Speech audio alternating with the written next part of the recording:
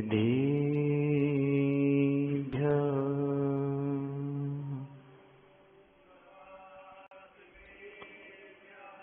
ॐ नमः सिद्धिभ्यः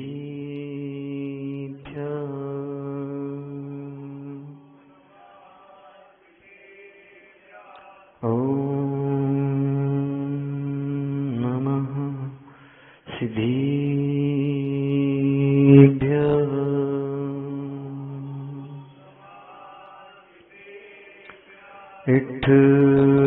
इट्ठादीश भैवं नम्योडं शुद्धभावलाठम्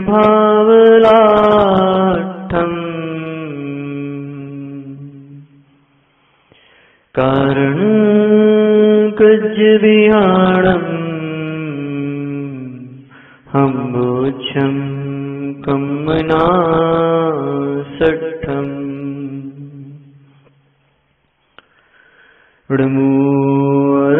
ृणमूर्हन्ताडम् ृणमू सिद्धाडम् ृणमू आयनीयाडम्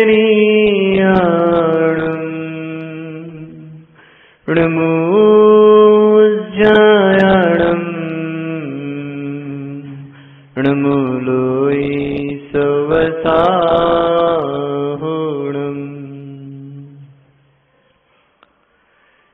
जिन वाणी जिनेन्द्र वाणी सुन लो भैया जिन वाणी सुन लो भैया जिन वाणी अंत हुआ है सबका ही ज्ञानी अंत में अंत नहीं हुआ अंत हुआ है सबका ही ज्ञानी अंत में अंत नहीं हुआ क्या है अंत समझो ज्ञानी क्या है अंत समझो ज्ञानी जिन जिन वाणी जिनेन्द्र वाणी सुन लो भैया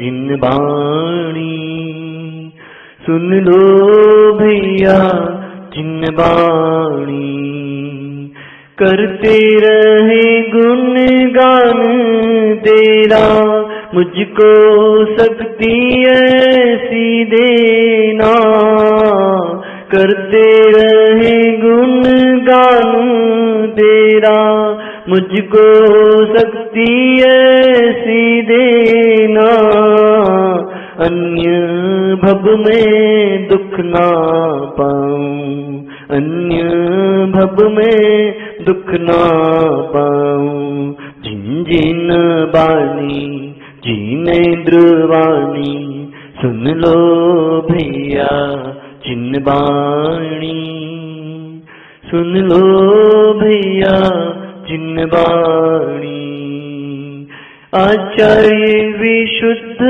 सागर का मुंडिया कह रहा तुमसे सुन लो आचार्य विशुद्ध सागर का मुंडिया कह रहा तुमसे सुन लो नमोस्तु शासन जयवंत हो नमोस्तु शासन जयवंत हो जिन जिन वाणी जिनेन्द्र वाणी सुन लो भैया जिन वाणी सुन लो भैया जिन वाणी अनंत अनंत परम सिद्ध भगवान की आदि ब्रह्मा आदि प्रभु आदिनाथ भगवान की जय।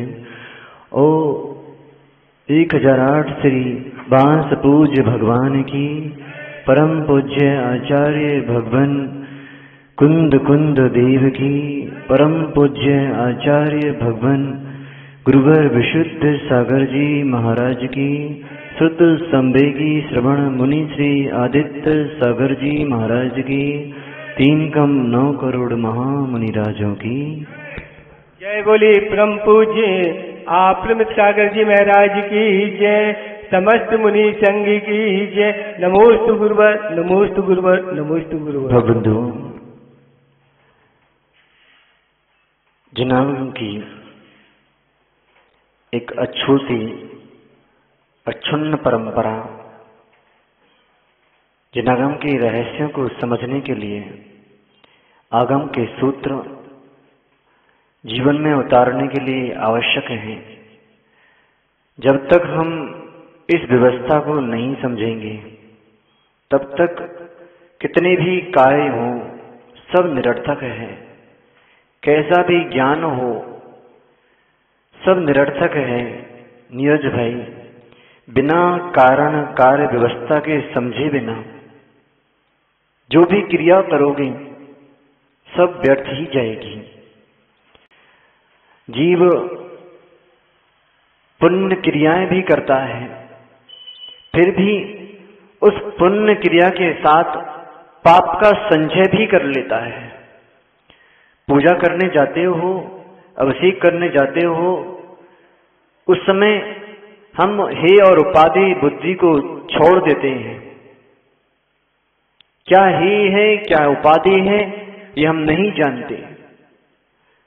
भोजन करते समय सबको हे उपाधि दिखता है, लेकिन जो पुण्य की क्रियाएं हैं वहां हे उपाधि की दृष्टि नहीं लगाते। लगाना चाहिए। यदि हे को जान लिया, माना कि एक पाटोत्री जी द्रव्य धोते समय आप पूजा करने जा रहे हो, द्रव्य धोते समय चावल में एक त्रिउला निकल आए तो क्या करते हो? त्रिउला फेंक देते हो, चावल को भगवान के चरणों में चढ़ा देते हो। करते हैं ऐसा? नहीं करना चाहिए। द्रव्य अशुद्ध हो गया है। उस समय आपने हे उसको समझ लिया जिसे हे समझना नहीं चाहा। उस द्रव्य को आपको हटाना था, पूरी द्रव्य हटाना थी, दूसरी द्रव्य लाते शुद्ध द्रव्य को चढ़ाते। लेकिन क्या किया? पुण्य क्रिया करते समय आपने अशुद्ध द्रव्य चढ़ाया है तो अशुद्ध भाव ही होंगे और साथ में अशुभ आश्रव भी होगा। इसलिए वहां पर हे उपाधि बुद्धि को ग्रहण करो कि मुझे उपाधि भगवान की पूजा है। द्रव्य नहीं बनती कोई बात नहीं, भाव पूजा कर लेना, लेकिन अशुद्ध द्रव्य मत चढ़ाना। चौके में पहुंचे, माना कि मयंक भाई तुम्हारे कपड़े छुल गए तो क्या करोगे? बदल कर आओगे कि चीटे मार लोगे? हाँ, कुछ लोग ऐसा ही करते हैं। महाराज जी चलता है चीटे, हम शुद्ध ही हैं। लेकिन पुण्य क्रिया करते समय आपने मायाचारी की, पाप का आश्रव होगा, नियम है। अग्नि में हाथ डालोगे तो जलेगा, जलेगा कि नहीं? बोलो, कि सिक जाएगा कि ठंडक मिलेगी? पुण्य क्रिया आग के समान है। पुण्य क्रिया आग के समान है। मायाचारी की तो जल जाओगे और सम्यक की तो कर्म जल जाएंगे। ध्यान रखना, कर्म बंधेंगे कब? पुण्य क्रिया में पाप संयुक्त हुआ तो। पुण्य क्रिया में पाप हुआ तो। अब नीरज भाई सोच रहे हैं पुण्य में पाप कैसे हो जाएगा? नहीं हो सकता। हो सकता है। यहां बैठे हो, घर के बारे में सोच रहे हो कि दुकान पर व्यापारी आने वाला होगा, उससे फलाने व्यक्ति से इतने पैसे लेना है। सुंदर सभा में पुण्य कर्म का आश्रव करने आए हैं, लेकिन हो क्या रहा है? क्या कर रहे हो? सोचना है, विचार करना है। जिस प्रज्ञा से पाप किया है उस प्रज्ञा से पुण्य भी लगेगा। जिस पानी से चातुर्मास में बारिश होती ना कि नहीं होती? होती है। तो रोड गीली होती कि नहीं? बोलो। तो जिस कीचड़ होने के बाद पैर गंदे होते कि नहीं? तो जिस कीचड़ से, जिस पानी से कीचड़ हुई है उसी पानी से कीचड़ साफ भी होती है। ऐसे जिन परिणामों से हमने पाप किया है उन परिणामों से हम पुण्य भी कमा सकते हैं। इसलिए हे उपादेय बुद्धि को ग्रहण करना। क्या हे है, क्या उपादेय है नितेश भाई? क्या हे है, क्या उपादेय है? साक्षात उदाहरण देखना, जब चौके में मुनिराज के लिए थाली दिखाई जाती है तो क्या करते हैं? जो हे होता है उसको धीरे से मुनिराज हटा देते हैं। अब समझ में आ गया कि ये सामग्री मुनिराज लेंगे तो वही चलाते हो, जो नहीं लिया उसे नहीं चलाते। तो ऐसे ही अपने परिणामों में ढूंढो कि जिन क्रियाओं से मुझे पाप का आश्रय होने वाला है, उन क्रियाओं को हे समझकर दूर हो जाओ, उनसे दूर हो जाओ। अभी सभी लोग यहाँ पाद प्रक्षालन करने आए थे क्यों आए थे सुदेश भैया? पुण्य कमाने की पाप कमाने। और धीरे से पाद प्रक्षालन करते समय उस गिलास में जिससे आपने पाद प्रक्षालन किया उसमें जीव होता तो क्या करते? पैर में डाल देते। अज्ञानी होता तो जीव निकाल करके अलग कर देता और पाद प्रक्षालन कर लेता। करता कि नहीं? ज्ञानी जीव ऐसा काम नहीं करेंगे। क्यों? पानी तो दूसरा आ जाएगा, लेकिन अशुद्ध द्रव से हमने कुछ किया काम तो फिर फल भी अशुद्ध ही मिलेगा। इसलिए विचार करना, चाहे पुण्य तुम छुपकर करो, चाहे तुम पुण्य सामने करो, चाहे पाप छिपकर करो, चाहे पुण्य छिपकर करो, दोनों दिखते हैं। कब? समय पर सब दिखेगा। कौन दिखता है? 4 लोग देखते हैं, समय, कर्म, परमात्मा और स्वयं। इन सबको सब दिखता है। अभी नहीं तो समय आपको दिखा देगा। देख लेना धीरे धीरे। देखो एक समय आ गया, पहले दीवाल थी, अब दीवाल हट गई। हटी कि नहीं? बोलो, हटी ना। लेकिन आपके अंदर की दीवार अभी तक नहीं हटी। कौन सी? जो दूसरों को दुख देने का भाव आ रहा है, वो दीवार भी हटाओ, तब सुख मिलेगा। जब एक दीवार हटी तो उजाला बढ़ गया, जगह बढ़ गई। बढ़ी कि नहीं?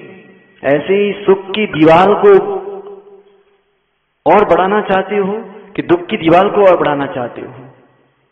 तो पहले दुख की दीवार हटाओ, फिर सुख की दीवार खड़ी होगी। अभी यहाँ ये 3 सेट दिख रहा है ना, पूरा मकान बनेगा, हॉल बनेगा ना। ऐसी भावना है यहाँ के लोगों की। हॉल बनेगा। कब बनेगा? जब 3 सेट हट जाएगा, तब ऊपर से आवाज भी नहीं आएगी। क्यों? अभी बरसात में आवाज आएगी, है ना?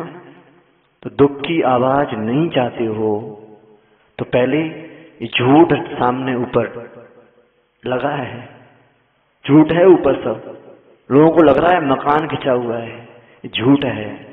जिस दिन सत्य का मकान सामने होगा उस दिन दुख की आवाजें आएंगी ही नहीं।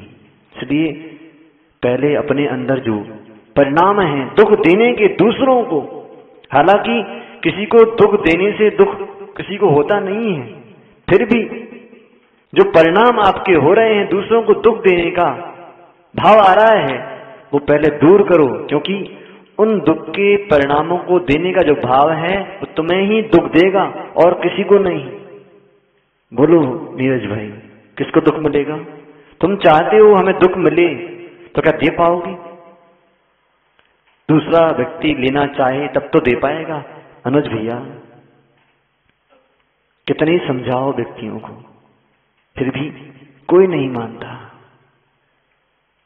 लेकिन कर्म किसी को नहीं छोड़ते। देश का कानून शरीर के माध्यम से जो पाप होता है उसकी सजा देता है, लेकिन कर्म सिद्धांत मन से किए पाप की भी सजा देता है। मन में भी विचार मत करना किसी के बारे में कि इसका मैं विपरीत कर दूं, इसके लिए मैं अहित कर दूं। किसी का हित अहित ना हो वो बहुत दूर की बात है, अपना अहित तो हो ही जाएगा।